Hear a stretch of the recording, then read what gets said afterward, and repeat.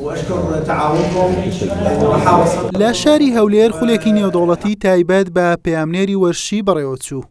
ڕێکخراوی ئاریا بۆ پەرەپێدانی میدیای وەرشی بە هاوکاری بەڕێوەبەرایەتی گشتی وەرزش خولەکەی ڕێکخست بوو کە زیاتر لە 35 ڕۆژنامەنووسی وەرشی و پەیامنێری وەرشی لەسەر جەمشار و شارۆچکەکانی هەرێمی کوردستان تێیدا بەشدار بوون.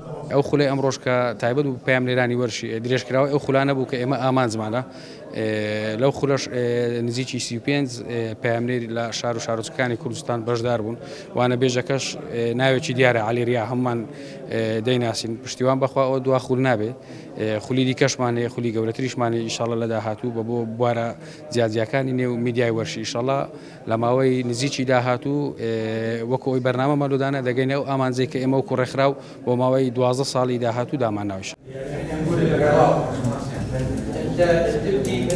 خولەکە ماوەی 2 ڕۆژی خەیاند و عەلی ڕیاح ڕۆژنامەنووسی وەرشی عێراقی و پەیامنێری کەناڵی بی ئینسپۆرتی قەتەڕی وانەبێژی خولەکە بوو. ئەزموونی کارکردنی 43 ساڵی ڕابردووی لە بواری ڕاگەیاندنی وەرشی بە بەشداربووان گەیاند. بالحقيقة أنا سعيد أنه أتواجد في أربيل عاصمة إقليم كردستان العراق. بەڕاستی دڵخۆشم لە هەولێرم پایتەختی هەرێمی کوردستانی عێراق بۆ دیداری بژاردەیەک لەو هاوپیشە باشانم کە تایبەتمەندن بە وەرشی کەوا بەردەوام لە مەیدانەکەن و دەیانەوێت جیاوازی دروست بکەن.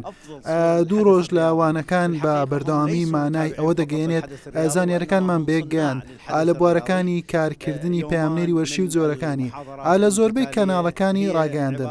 بەم کارە دڵخۆشم و دڵخۆشم بە وەڵامە بەهێزەکانی بەشداربووان و شت فێر بوونە لە پێشاتەکانی کارەکانیان و باز لە زۆربەی ڕووداوەکانی تایبەت بە پەیامنێری وەرشیمان کرد لە شوێنی ڕووماڵەکەی.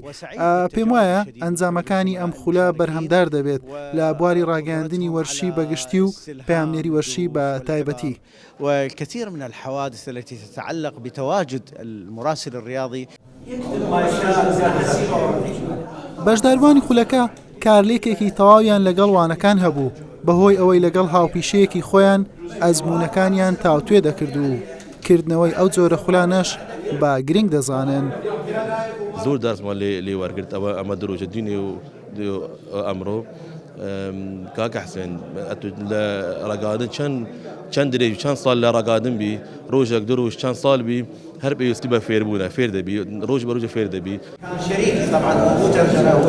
دوای کۆتایی هاتنی وانەکانی خولەکە بڕوانامەی بەشداربوون بە ئامادەبوونی بەڕێوەبەری گشتی وەرزش بە بەشداربوانی خولەکە بەخشرا.